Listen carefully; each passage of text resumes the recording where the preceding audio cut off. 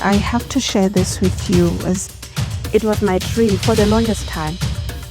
But unfortunately, You sometimes wish the trees could talk, isn't it? that's true. My own situation, the government and everything. I'm not longing to win lotto. It has never been my dream, but my dream. We've spoken about politics now, but Alinah, what is your own story?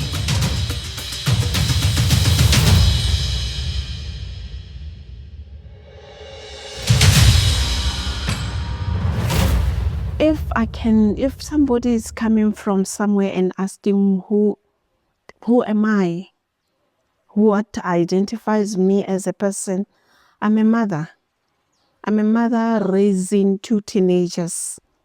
I'm a mother putting hope to the future leaders, if I can put it like that. What are you proud of, even when nobody sees it? Sure, I'm proud of the small things that I've achieved in life. They might be small. Some people don't even know them, but they have made me to carry on in life. I'm proud of being able to have these boys at a very late stage of my life. When I look at them growing from nothing, if I can put it like that, from nothing, that makes me very proud. On the way, when we were driving here to the farm, I showed you the shepherd tree. You're also reading my novel at the moment, and you said that shepherd, the game ranger, reminds you of a shepherd tree. Yes, the name shepherd was not a coincidence, and you requested to see the shepherd tree again. So we're going to take a drive there, and you do have a story for that as well. And it's very amazing, the information that I found, and how important that tree is. Very sure.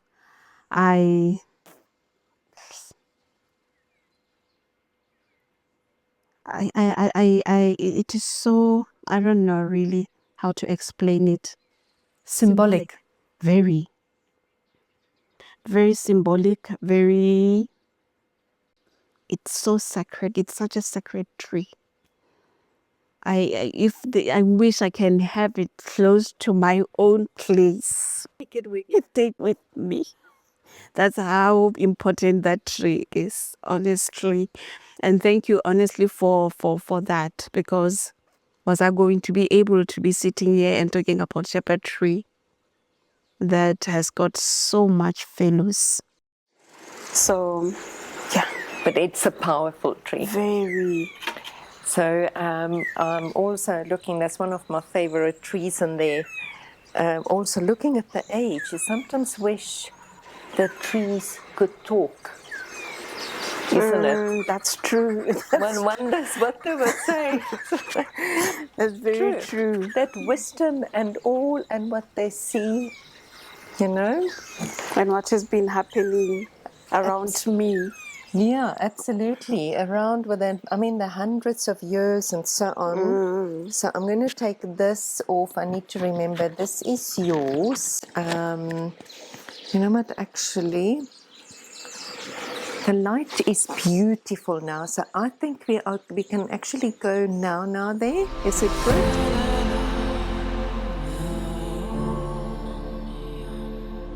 I grew up having a lot of dreams. My dreams were big.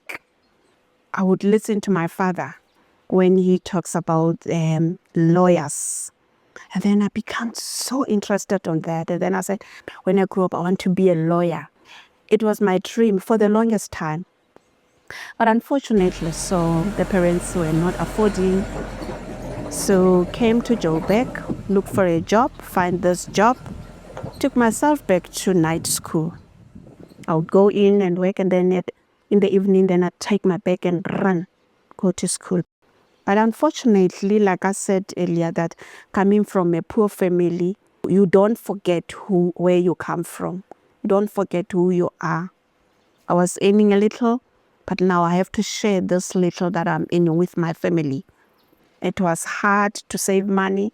I was always having to look after my parents. I was always having to look after my younger siblings. And sure, I saw that wish just crumbled down in front of my face.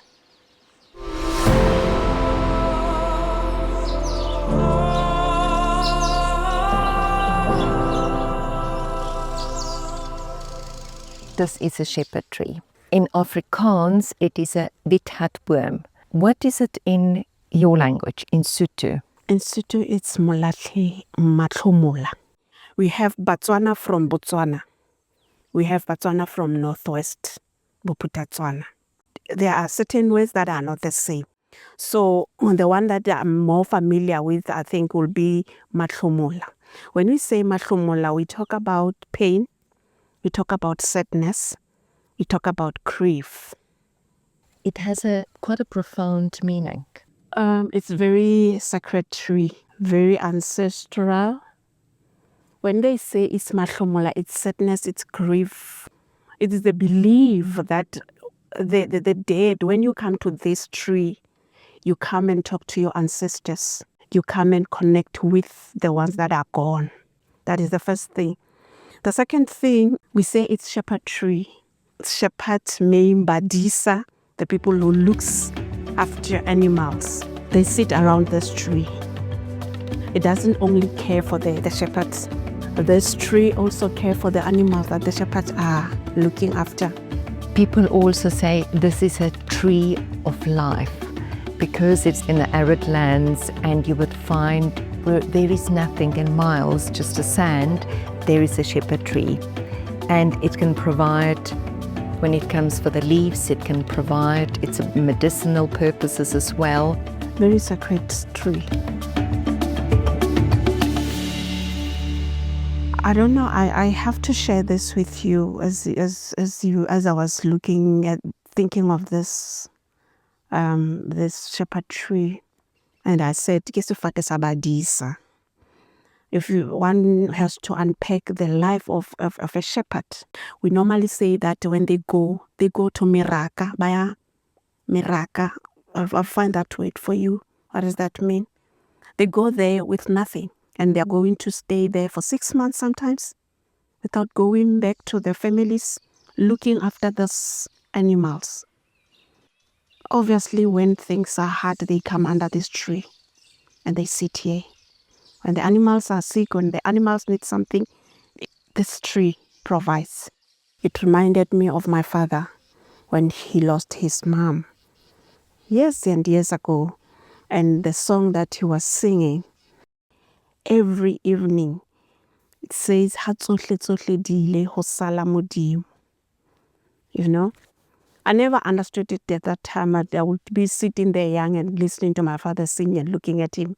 But now as a grown-up person, and then we talk about it, and then now I can look at the hymn and understand the words. Sure, it has really made me refer to this tree, that even if anything, whatever the conditions can be, this tree will always be standing, you know. My father was singing that, saying, saying, even if everything is gone, the hope that we have will always be God. I'm getting goosebumps. So Beautiful. I found myself actually becoming teary as I was thinking of this. That is why ancestrally, when they say that the Sotho people will come under this tree and just come to sit here and talk to the ancestors. It has a lot of meanings, and also you can see here, it looks branches like dead, and yet you get this tiny little green coming and sprouting out. I'm looking at the bottom. Look at how dead it is, but look, the green is coming. Sprouting. So our hope is like this. It doesn't die. we hold on. And tomorrow, you open the book for the new chapter in your life. What would you like that the new chapter would read and bring for you? Let me answer it just like a little girl. I'll say, I would want this, when I open this new chapter of my life, to be beautiful, to be a positive life, a good future for my kids, a better tomorrow for the generation that is coming. That is what the heart is longing for.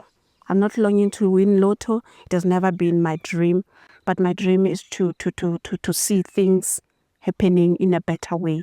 People working hard for whatever that they will have in a right way, but knowing that the path in front of us, it's flourishing.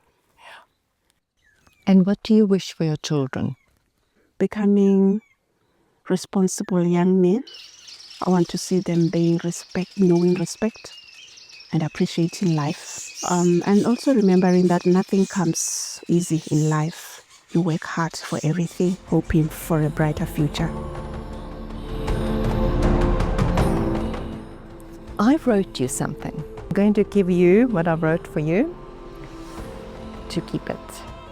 Oh, thank you. Maybe hope isn't always the bright flame we imagine. Perhaps it is invisible, a breath, a remembering, a quiet refusal to surrender, a root tapped deep in faith, that even from the branch that looks dead, something green can still begin. After seeing the tree that day, and then after listening to you explaining everything about it, having this thing in my mind that talks about hope, looking at my own situation, the government and everything, it made me realize that hope is when you stand firm, even in harsh conditions. Look at this tree. It has survived this many years. And as human beings, maybe if we can have that strength, that fight, maybe we can get somewhere.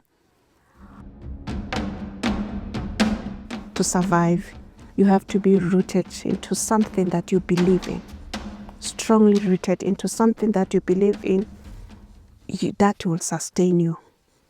The roots of this tree are the ones that are making it, even when the other parts of it are so dry and what, but it still shows green because the roots are really rooted and they're still getting something down there. Where you tap your roots. My faith. I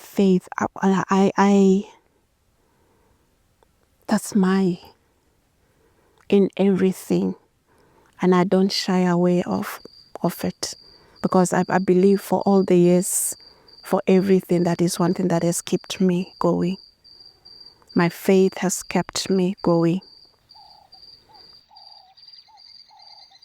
Is there anything what you would like to add? Especially now that we are standing on this tree that is actually so close to my heart, so making sense in everything. When God was talking to Ezekiel, that is Ezekiel 37, I'm sure from verse 1 to 14, to go and revive dead bones. And then he said, I don't think I can. Then he said, God said, no, it can happen. It did happen. So what I'm trying to say is, even if this tree can be like this, it doesn't die. There's still life on it. And that takes us back to one thing that says, yes, we might be looking at things that are happening now in our government, things that are happening now in our lives, in our families, but we need to hold on to know that there is still life. Only if we hold on, if we strive, if we really fight back, the strength is still there. I recall very vividly that moment when we drove here, and I could see a face lit up, shepherd tree. It's almost as you knew it. There's something special about that tree. It's a tree of hope, in short. Thank you, Alinah. It's been absolutely wonderful having this discussion with you.